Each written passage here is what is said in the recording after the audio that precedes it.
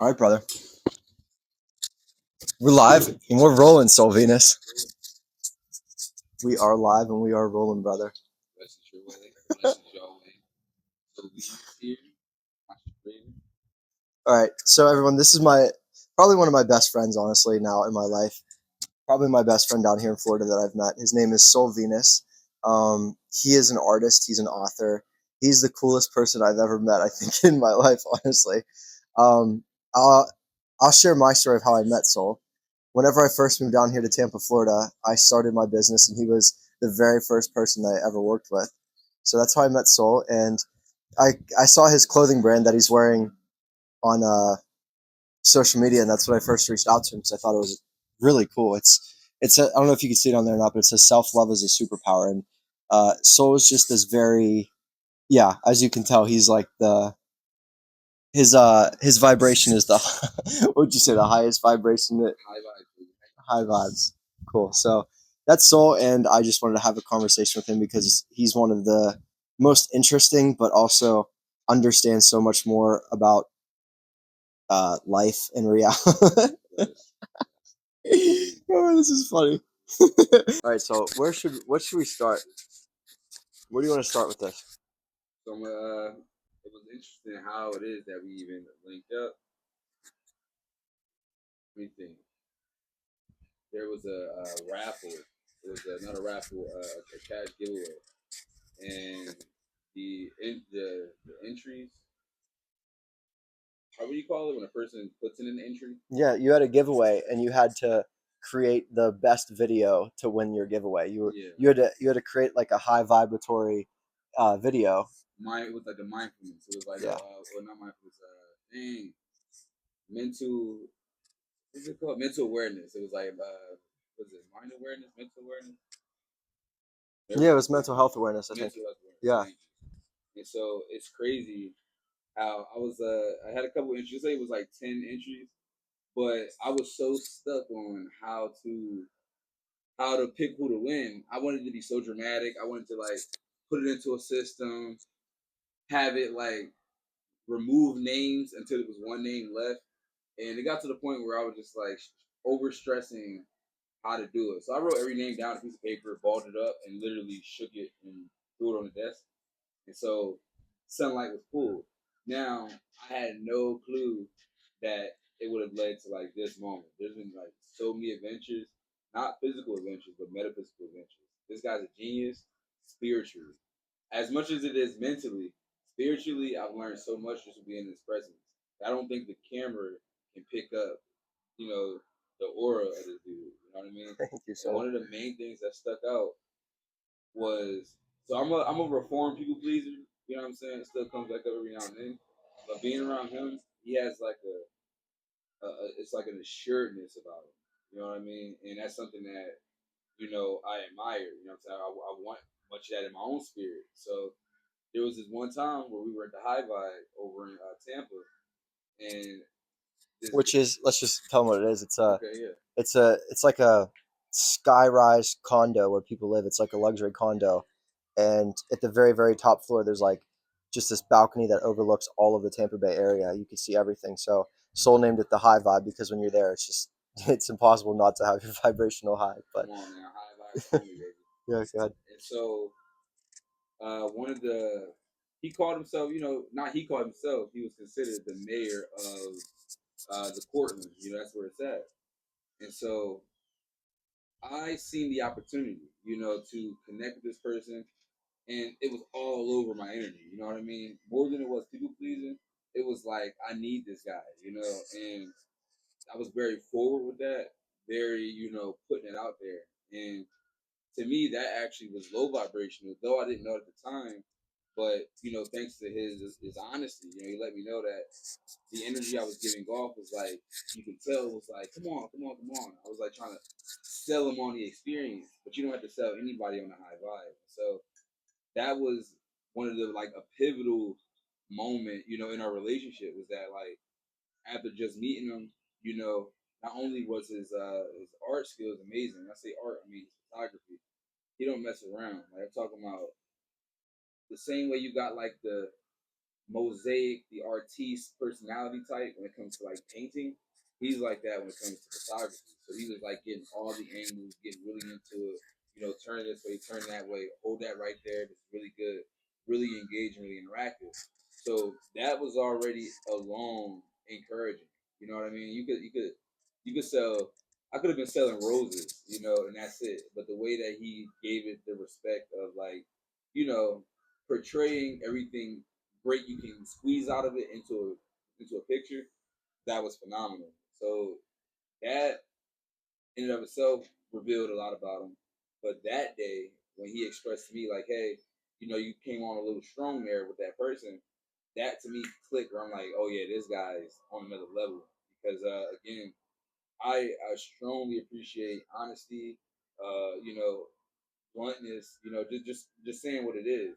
Even if I may not at times always have the courage to do that, but he embodied that. So, you know, again, when he said, "Hey, you know, came a little short there," you know, you don't gotta sell it. You know, it just already is what it is.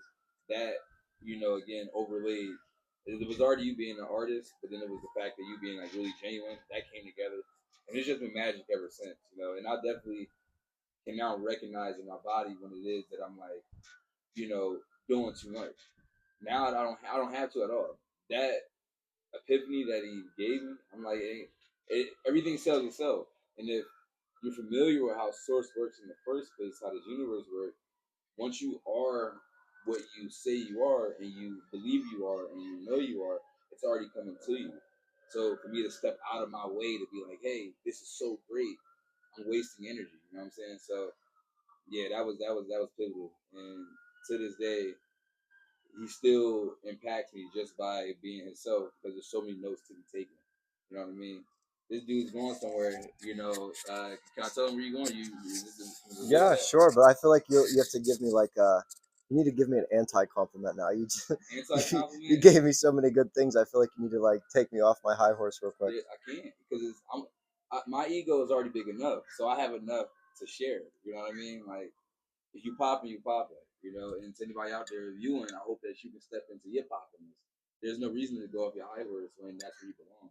You know Thank you. yes, Before we sir. share that though, speaking of courage, you're embarking on something right now for yourself that takes a lot of courage. I'd like you to share a little bit more about that. Breaking these chains, peeling these layers. Like currently, it's Cannabis.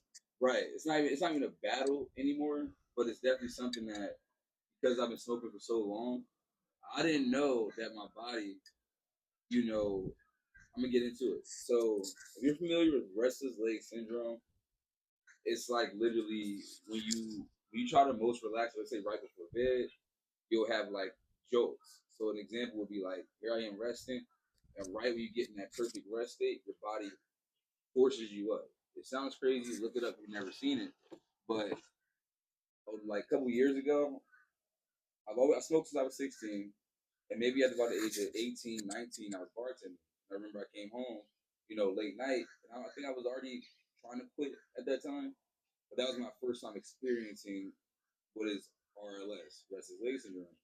And I cried that first night because I could not go to sleep. And the way it affects you is that when you're most tired, when you feel most exhausted, is when you cannot get sleep. So it feels like torture. So since that day, at the age of 19, I assume I have RLS and I'm self helping. You know, I already found my answer within the weed. The THC or whatever properties of it cancels the RLS. Fast forward all the way to the year 2025, and I'm stopping again, or at this point have stopped, but I'm stopping again. You know, given like a week or so ago, and the RLS came back again, torturous. I wasn't as much of a baby this time. You know, I was able to handle it, but I did smoke. I did grab that emergency blunt I had. He actually suggested You had an that emergency blunt. I had to because I already know what it feels like. You know, we already threw out. I had a weed pen. I had one of those. I had like a little jar of weed, poop weed at that. A jar of weed. He convinced me to throw the pen away, fully in alignment, and so was throwing the weed away. But I knew that if that day came, that night came where it popped up, it's too much for me to deal with. You know, I'm not there yet. So when it came up, I did roll that blunt, and this is at night though, of course. It wasn't like in the daytime. It's only at night when you try to relax. But when I smoked it, I actually like I just know my whole entire what is it called system, your something system. Like your endocrine system, It's your nervous something like system. your Oh, nose, your and your sinuses. something like that. It got all inflamed. I'm talking about can't breathe, like stuffy. I got this gum thing going on now that I'm getting over. More of the story, I definitely, after a great conversation with a Tim, after a great conversation, I was for sure like, I'm really done with it this time. But it was more than that. I already knew I was done with any attachment to anything that pulls me down. You know, that's relationships. We had a conversation about relationships as well. We'll get into that later. But one of the biggest ones, or two of the biggest things, were alcohol and weed. Alcohol, I'm done with that because it makes me foolish, super foolish. But the weed was more like a crutch. You know what I mean? Like, oh, it's just my RLS, or it keeps me calm, or help me go to sleep. Whatever the excuse I had attached to it, that's what I was rolling with.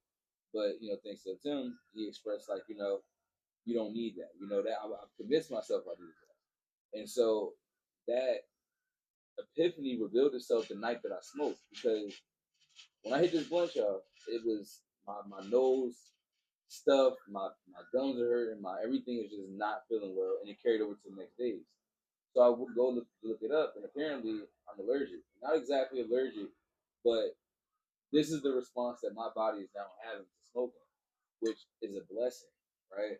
And so now, because I can't smoke anymore, for real this time, not by choice, but because of my body, now I moved over currently to CBD. Until it is I can weed myself off the THC, and then I can start weeding myself off the obviously less addictive or non-addictive CBD, and I'll be free from that constraint. But if I'm rambling, sorry. But that constraint has given me the strength to release other attachments. Oh, here we go. Still working on it. Still going through it a little bit, but I'm releasing out other attachments. And I also know that life has become more clear because of me detaching from these things. They were crutches, y'all. Talking about wake up in the morning, let me hit this blunt real quick.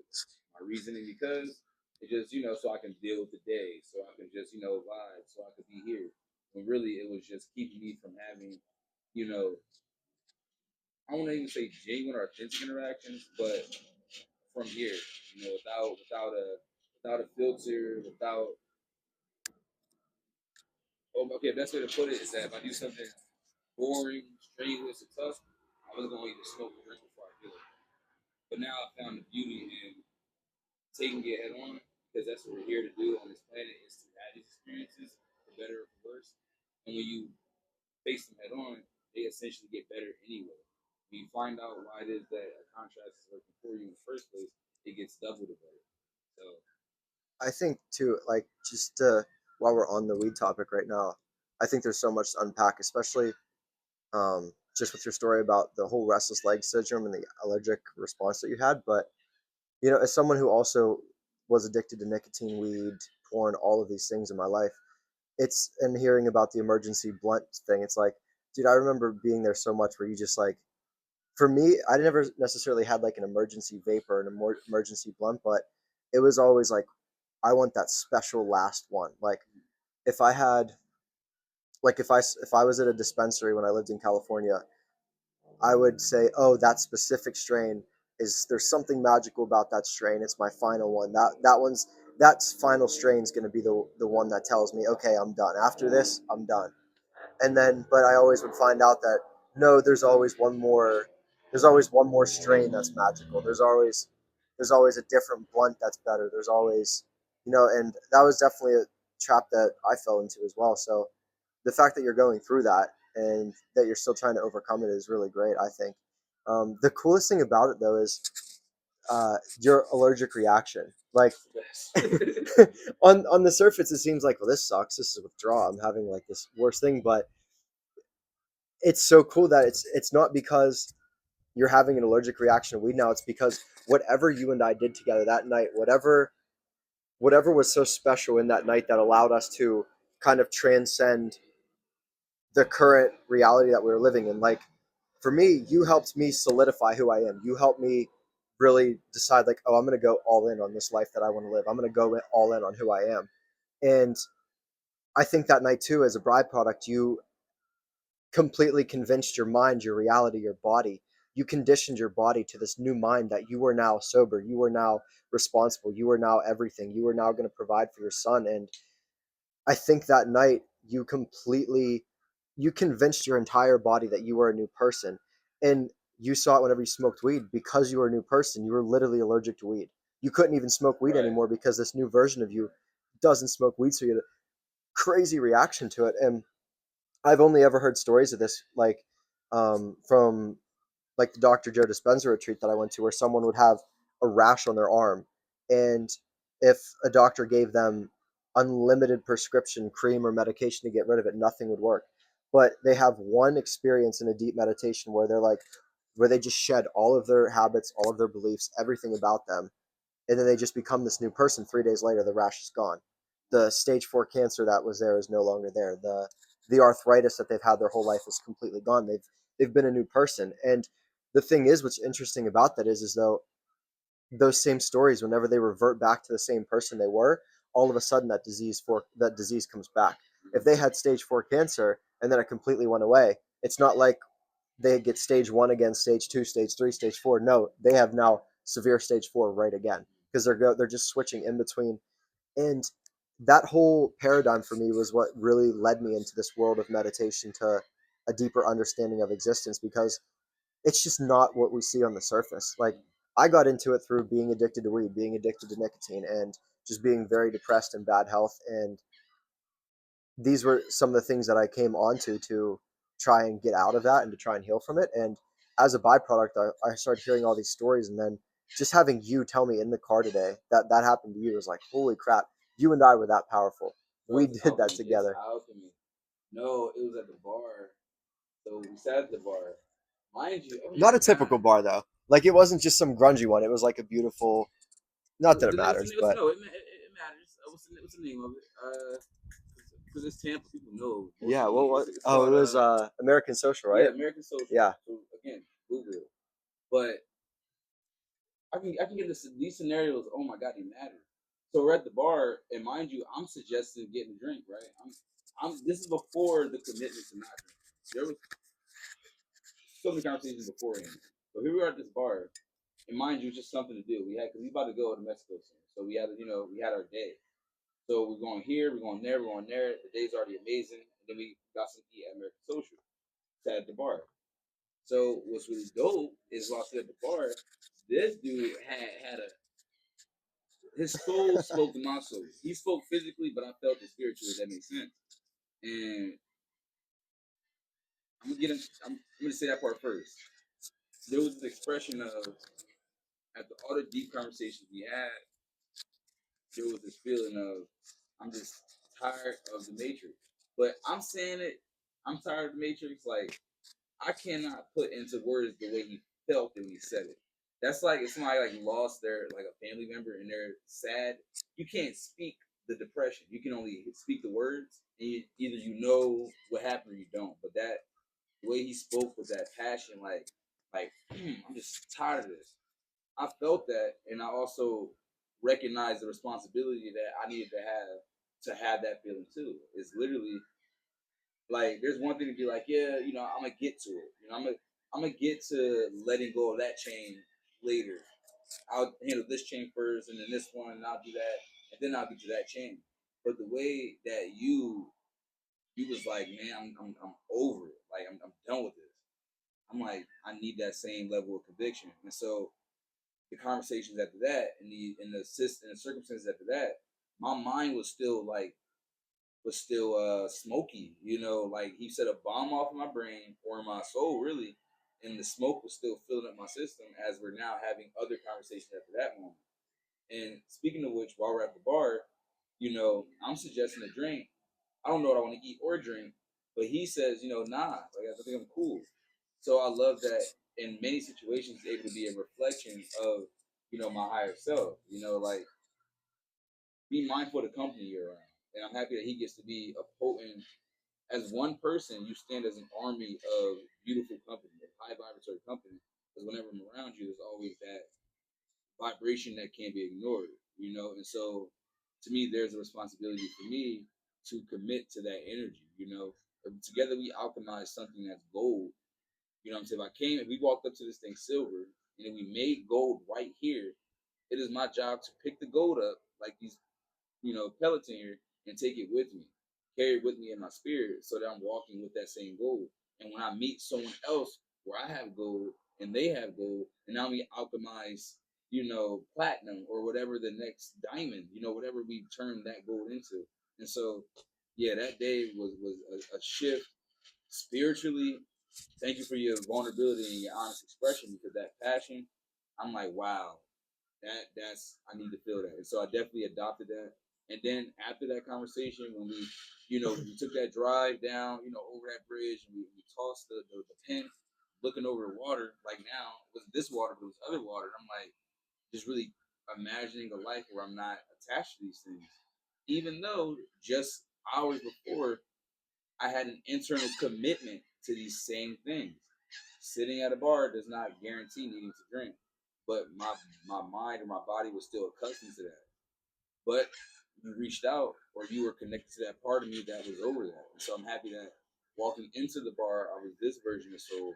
But leaving that bar, like, words can't describe that level that I still hold today, because it still carries. That when that time came in that middle of the night where I had to smoke that at that point, I couldn't. Soul, the new version, wasn't able to hit it because the new version had a reaction. And so manifested, hey, CBD gummies. So here I am needing to smoke 6 blunts a day. Now, 2 CBD gummies before I go to bed, or less is good. I can sleep at night, and I wake up free from the constraints, from the pool of these vices. And there's so much more vices to be uncovered now that I've gotten rid of the baby stuff.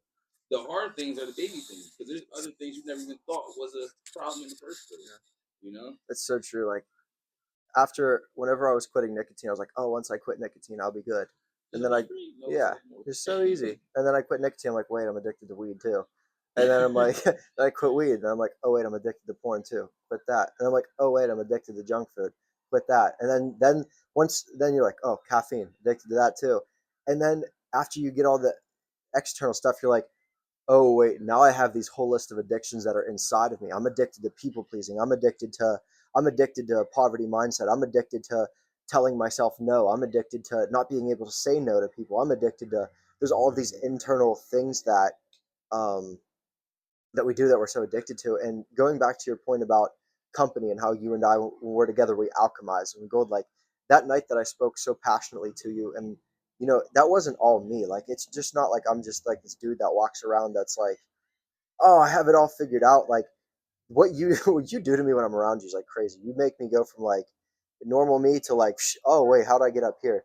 And I spoke so passionately because just before that night I was with you, I was at a bar with one of my friends, and I had a couple drinks, and I don't have like a problem with alcohol or anything like that. Like it's never been something to me, but that night though felt almost like a relapse because I had a couple drinks and I stayed up late, way later than I should. Like I've been trying to be in this routine of waking up early, going to bed early, like staying locked in on my divine purpose, and I ended up staying up later. And because I had some alcohol in me, I was seeking external validation. I was overextending myself to women. I was indulging in conversations with people that I could give a shit less if I talked to them or not, right? Like, and I was doing these things just to fill this void that was in me. And so that was only 3 nights before I was with you. And I was speaking so passionately when I was with you because I was so over that I did that. I was so disgusted that I did that. I was so like, this is not who I am. I can't believe like I just went back to that whole life. And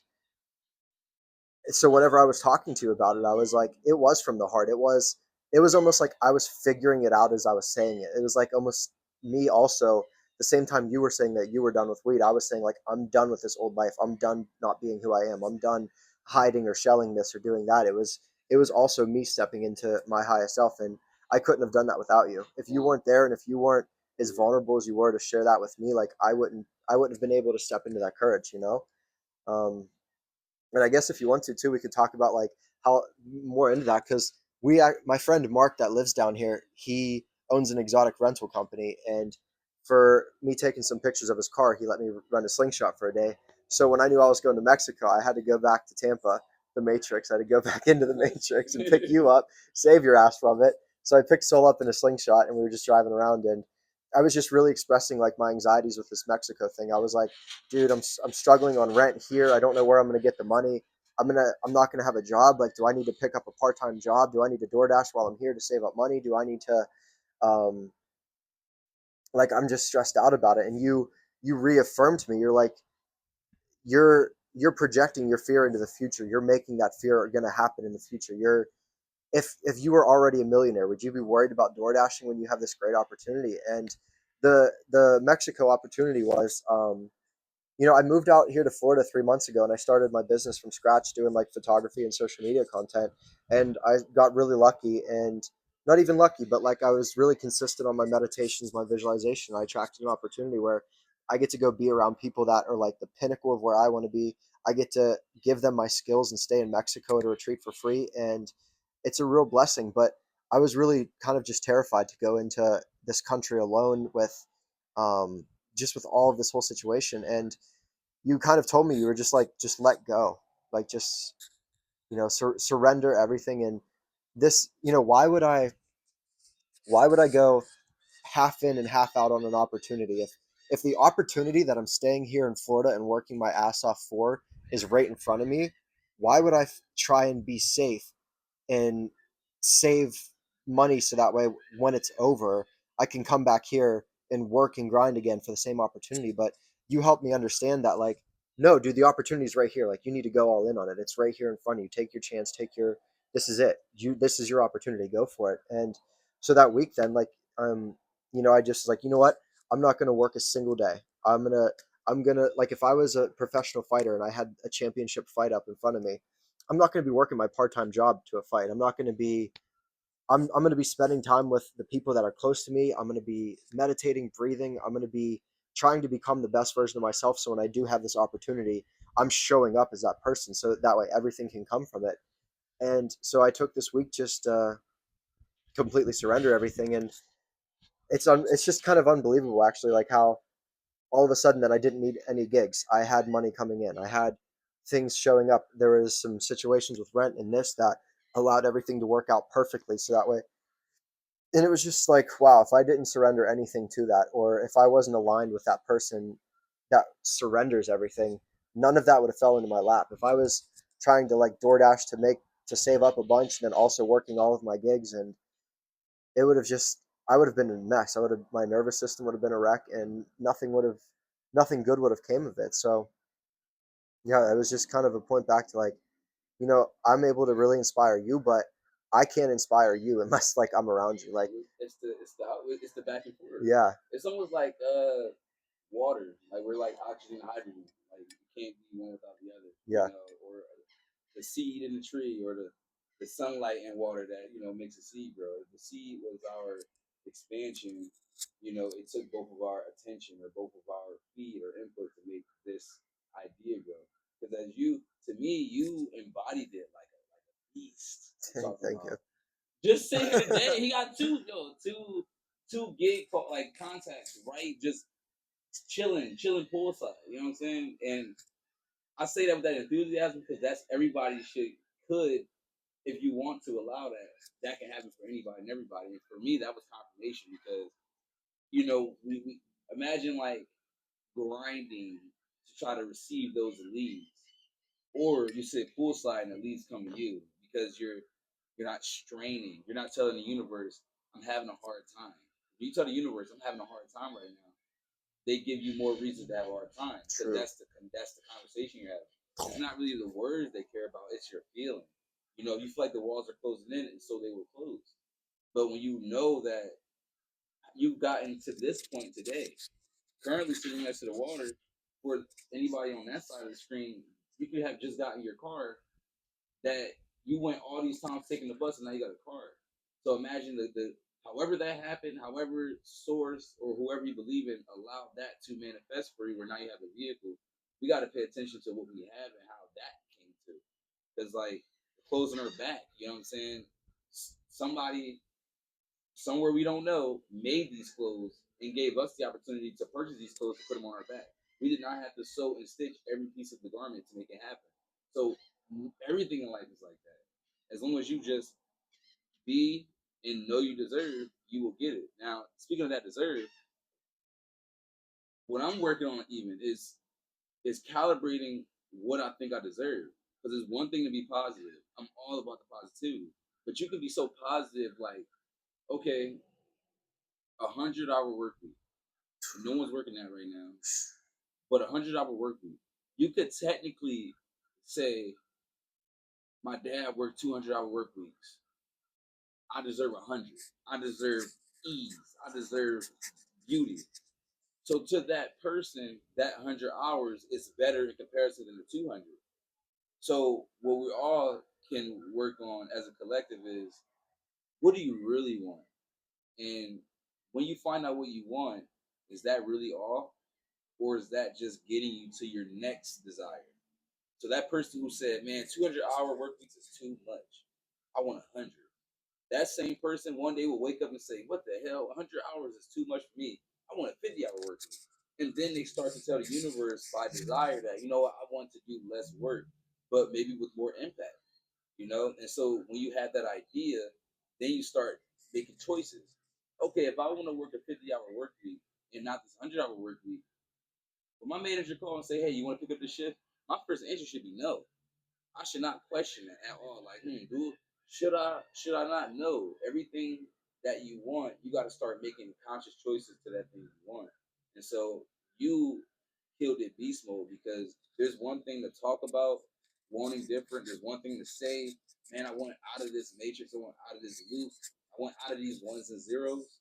But you embodied it, because that meditation that he put me onto, I'm not familiar with it yet, but I'm getting into it because this man is killing it. He's rocking. You can do a commercial for meditation, like literally in between your favorite TV show. You just pop up, live your life, and then after it's over, it just says meditation. Imagine me on TV just like this, like showing up with like seagulls behind me and just You like, are on TV. That's the TV. Somebody got to airplay this oh to a my TV, god, and you are on TV. it's hilarious. Come on now.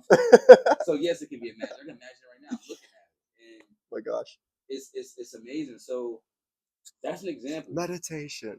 Come on, it's the bee's knees, and I can't wait to you know what I'm saying, to be the need. That's Just breathe. Come on, it is really like that. So again, back to that scenario of like, okay, what am I going to do?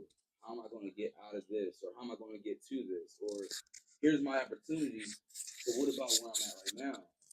Thank you for really leaning into that, because now I see in 1 week, like in 1 week, you just we went from here. He's already incredible. Like an airplane going up, the trajectory is guaranteed a higher vibration.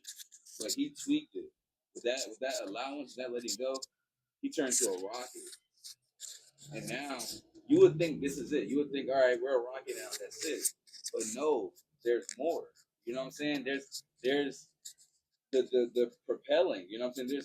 There's the intention. Okay, you're going to, let's say, Mexico, but it don't stop at Mexico, because you're going to meet people at Mexico who are going to trigger desire.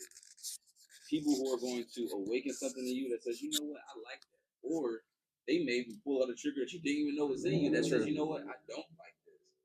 And so the more we just know that everything you desire, you deserve to have that desire.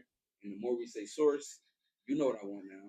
And then you just let it be. And this is where the meditation comes in, that I can't wait to embody, because that's where now I know I want different. I currently bartend, but this whole Eternal Growth Network is bigger than serving drinks, than serving poison. You know what I'm saying? And because of his attach, his conviction to letting go of what's not serving him anymore, to move into what's waiting for him. Mexico was calling him; they're actively waiting for him, and so there's a something out there that has to do with my brand, my intention, self love, superpower, vibrating higher. That has to do with this and only this. In the meantime, this and only this, that I can be allowing. But if I keep telling myself I gotta go here, I gotta go to this, I gotta pick up this shit. Ooh, I gotta make sure I got enough for rent. If I keep having those limited thoughts, then source is only going to give me just enough to supply me in those thoughts. But again, starting, I've already done my meditation today, thanks to Tim. But tonight, meditation, I'm locking into, okay, not only is it releasing all extra thoughts, but once I come to that space of I'm here, I'm present, there's nowhere I have to be, there's nowhere I have to run to. Once the table's all clear, then I can start consciously saying, okay, what do I desire right now? What does the ideal life look like for me? And I get to start leaning into that. Now I don't have all the answers yet, but I know that by doing the meditation, source will, show me in this physical world the things that maybe I need to lean into, or the downloads, of the thoughts. Like, hey, this is a good idea that I can act on it tonight, then this will be something that will start to pull those, or not even pull those things closer to me. Release those blockages, like yeah, release those blockages, and then I can see the vision, like moving the clouds. Like the sun's always there, and sometimes you have a cloudy day, but you don't have a cloudy day and wish the sun was there. The sun is there always. You wish the clouds would go away. I can't wait to remove all of the clouds in my life so that I can let in all of that light that's always there, so powerful and wanting to be there. You know? I think too, since I mean I'm super woohoo, and I think you are too, and I think that's why we get along so well. But like, just in case we have people watching that aren't into this whole Oh yeah, meditation, or yeah. like they heard it, or I want to like really break down the science for anybody watching that is like, all right, what the hell are these guys talking about? Meditation, desires, outcome? Psh, yeah, right. So I get it. I completely understand why you would be like, this is the most insane thing. So I'm gonna break down the science as best as I can for you. So, and also too, thank you again for just your kind words of inspiration and building me up like you are. Like it's meaningful to me. And I want to say thank you for that. But let's start with. So you were talking about the difference between working 100 hours or working 4 hours in a week, and one situation having incredible results and the other one doing absolutely nothing for yourself, right? Like you're working 100 hours and you're just like, oh, I don't have anything, right?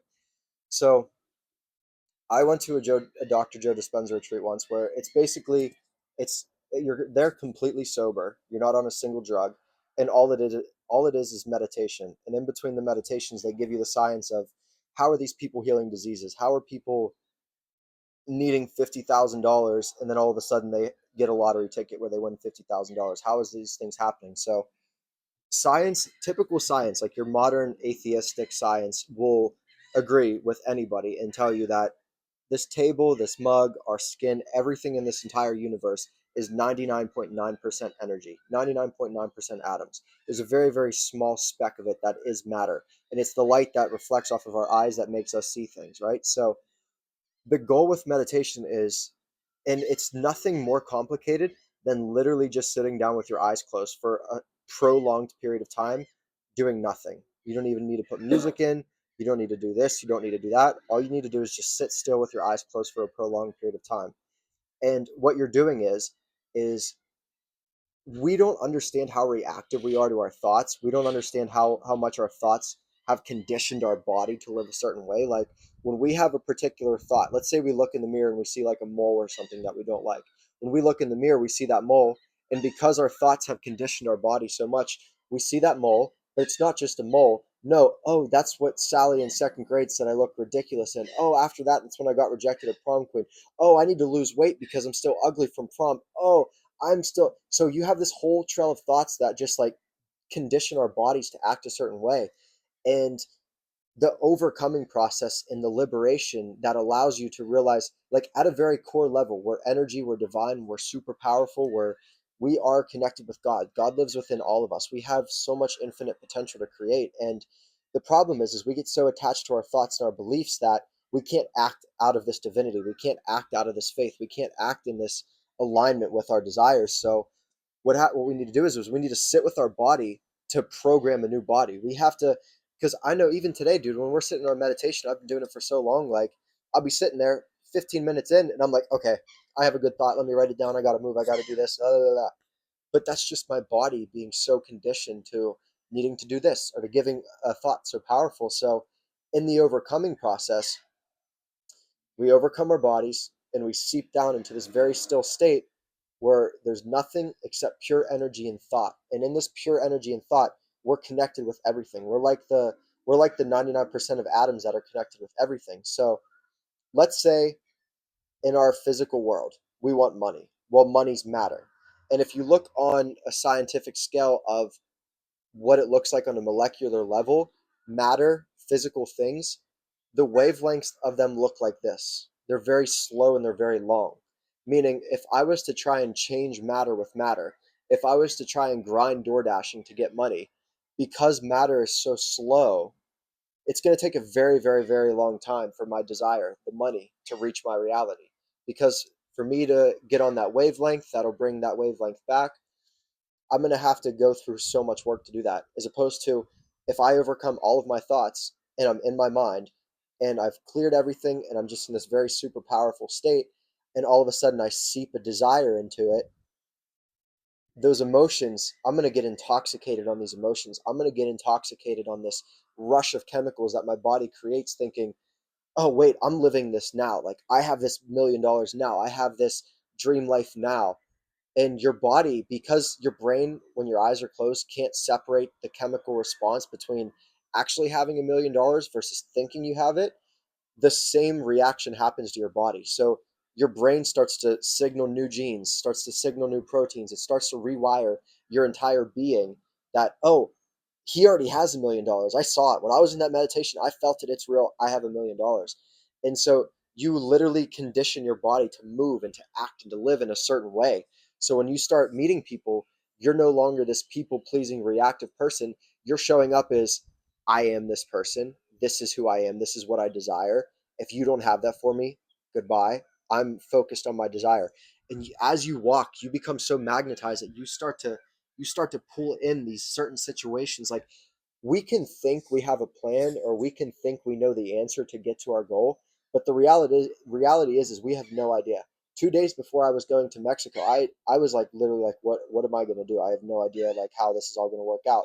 But just by being comfortable in these meditations and consistently showing up even when I didn't want to, all of a sudden the perfect opportunity shows right up into your lap. And even if Mexico isn't the perfect opportunity, it's a signaling that, like, wait a minute, this came out of nowhere, that seems in alignment with everything.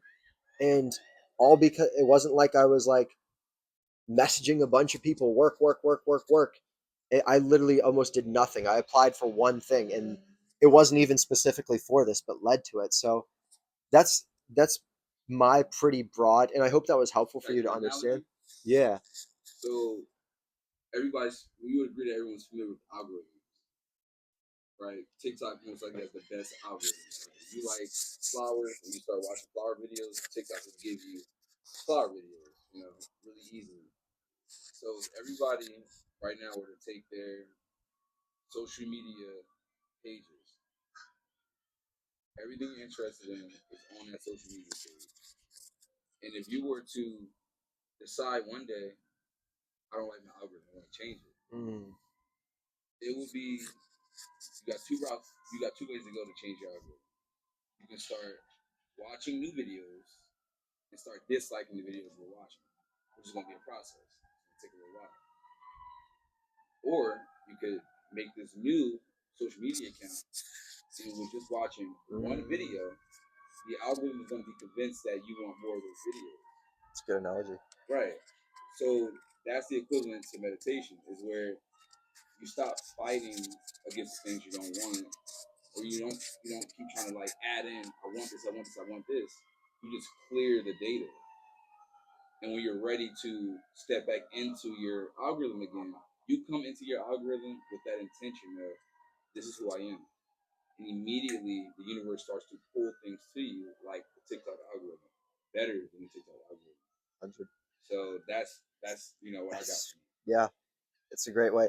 And it's cool too, especially because, like, you're just getting into this. Like, whenever I was at that retreat, every like 10 seconds after he would say a sentence or something, he would be, now look to the person next to you and explain it to him, because that's how you learn. Like, you, by explaining that analogy to me, pretty much means like, oh shoot, Soul got it. Like, he understands it, and you're already so powerful enough, bro. Whenever you start doing meditation, bro, It's on the process. It's on the process. you're gonna transcend, bro. But Yeah, that's like all it is like because when you start connecting those circuitry in your brain, like, oh, this is how it's working, then whenever you sit down to do your meditation, you're not somewhere like, oh, is this working? Am I thinking right? It's like, oh, now I'm understanding how this works. And you Mm. start to get addicted to that process. Say it You again. start to get addicted to meditating. You want to wake up and you're like, do I want to smoke weed today or do I want to completely change my life? And you start getting addicted to those chemicals that you can access in these meditations are more addicting than any substance that you can do. And when you get intoxicated on meditation and your own being, the addictions can't help but fall away. Like Yeah. before in my reality, like I like a year or so ago, there's no way I could take a sip of espresso and then not be addicted to coffee every single day after that. There's no way I could take a puff of a joint and then not start smoking weed every single day after that. But at first, I had to be very brutal. I had to be like, no, you're done for life. And then later on, I ended up doing, and if you're listening to this and you're like thinking about quitting something, do not do this. Do not think that you could have one coffee now or one weed now or one vape hit because you will fall right back into that cycle. And eventually though, like after years, you'll kind of get to this point where like you crave the addictive chemicals of emotion of, like, let's say if you were addicted to coffee, if you were to have a Dunkin' coffee in some plastic cup in this weird building where it's like filled with just all this crappy food, and like it, you become more addicted to the, oh wait, I'm going to go without caffeine. The next time I ever have coffee or caffeine is going to be one beautiful sip of espresso when I'm in Europe overlooking the beautiful mountains, the water. You start to become addicted to these magical experiences. You become addicted to just these addictions just kind of fall away on their own, which is really nice. And another thing is language. You know, I like to think of myself as an intelligent person, and so I think that I get in my own way when I convince myself of a bad thing. Again, smoking weed, wake and bakes. Wake and bakes could be seen as, oh, I'm priming my day. I can convince myself through language, through English, I'm priming my day. And so I believe what I just said. Now, with me having a different narrative, you know, weed is a crutch, or the weed Mm. is, lowering my vibration. And this is not for everybody, but it does. What it is for everybody is the way you speak to yourself and about your matters. That's what will matter. So when you think family, you say, "I love my family because blank blank blank. I work at this job because blank blank blank." Whatever it is that you define, however it is you define something, that's what it is to you. So for me, let's say with alcohol, I've finally been able to say to myself that alcohol makes me behave foolishly. Alcohol takes me out of a respectful state to myself and into a foolish state for others. If I could not speak that, I could never act as if that was happening. I had to first put it in a sentence and in a way that I can understand it to be that way. And same thing, in a positive way is, you know, raw dog in life, isn't it a blessing that I get to do this with, you know, isn't it a blessing? More of the story. That's a statement. Isn't it a blessing? And so Isn't it a blessing? We you made it out the hills after all you that's happening. for real though. That's like, okay. Another narrative, when something unfavorable happens, and I get to say to myself, "Oh, that's a blessing in disguise. This is happening for me." When I had that allergic reaction to smoking a blunt, I could have had two reactions that would have determined who I would have been in the next couple hours and days and weeks. I smoked this blunt and I had an allergic reaction. Oh, it's the weed. I need to get better weed because this weed is trash. I need to get better weed because this weed is trash. I convinced myself that I'm not the problem. It's the weed. I need to get better uh, weed. Versus I hit the weed and I have an allergic reaction. Oh shoot, this is not for me anymore. This is actually hurting me. The weed is hurting me. So if I say to myself the weed is hurting me and I convince myself of that fact, how could I smoke it the same way again if this is what I convince myself? So, I think language is a big deal because we all want to be right. I think ideally, when you make a sentence and a statement, you want to be correct in that statement. Mm-hmm. So the more we start, adjusting how we talk to ourselves or how we talk about things, that's what it becomes. Let me give one more example. That is, when you wake up in the day, who are you? And sometimes we're not thinking of that. I don't always wake up and say, I am soul. I am a conscious creator. I am a leader. I am a father. I am a great worker, not a hard worker. I am a great worker, an intentional worker. When you speak these specific definitions, it's like, okay, that's true. I like it. I can work with that. But if we say nothing, if we wake up and roll out of bed, we don't have an affirmation. We don't need affirmation, but for me, I do. If we wake up out the bed and we don't have an affirmation or we don't have a goal, sometimes the environment that we left yesterday is what's going to govern our today. But if you can wake up, if you can wake up into your new day and you have a goal that is, I will be present today. I will be myself today. I will speak my authentic truth today. When you run into circumstances that challenge that statement, you have a choice. And Source loves it when you make a choice, leaning into, that last desire you had. Again, my choice is to be, is to be in my authenticity today. When I make that statement and Source provides me an opportunity to be authentic or inauthentic, it's obvious. It's so clear because I already set myself up with the statement, and that's why Source gave me the choices. If I never presented the statement, Source may have not given me the choices, and so I may unconsciously roll with whatever I was doing years to come. So I mean, if that makes sense. Yeah.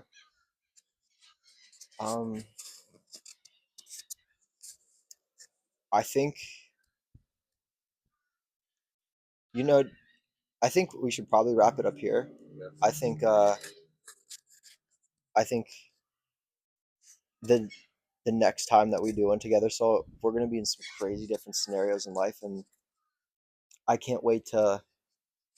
I can't wait for us to be sitting together watching this old one back the next time we're together again, and just see like how far we've came and remember where we were whenever you and I were having this discussion together. Um, I do just want to finish on it with like your vocabulary that you were saying about like even in the car today, like I brought up to you about how you just said like weed is a crutch. Like you didn't even it wasn't even in your vocab anymore that weed was something that raised my vibe or weed helped me get to source or weed was good for me. It was like completely out of your mind. You were just like, no, it's a crutch. And I was like, wow, it was really inspiring. But yeah, I mean, if you guys go look at Soul, you started your Eternal Growth Network how long ago? So it's a collective of ideas from like years ago, Yeah, but where it's most recently taking form, taking shape, I'll say maybe like 2 years ago. yeah, 2 years ago, where I yeah. started being way more intentional. Yeah, I think about 2 years ago. And I mean, I know just personally, like before I even started working with Soul, I saw his clothes on Instagram, and I'm like, I'm a fan of this dude. And I saw you only had like 50 or so followers at the time, and but like your clothes were just like I was like, that is a brand I've been looking for. You know, they're comfortable. They kind of articulate that spiritual good person, and they say vibrate higher on the back, which is sick. And I was a fan, and you know, I see now like you're writing books, you're releasing books now, and I really just think you have so much potential with this brand, and I can't wait to see where it goes. And I really encourage anybody watching, like go to Soul's website. I built it, so go buy it. Go buy all of his stuff, and yeah, go buy his stuff. Sell, give him all your money. Just throw it at him. Buy him out because he needs to go get like a. He needs to stop doing this all himself. He needs to have enough money to hire people to do this for him and to distribute more. And he needs to take that next step. So go throw all your money at him. Buy these clothes. They're awesome. You wear them. They're going to raise your vibration like this high. If you're operating here, you throw one of those hoodies on. You're up here. So go do that. He's going to start releasing so much. Just overdose on Soul Venus because Soul is a great dude and everybody, thank you for watching. We'll see you next time.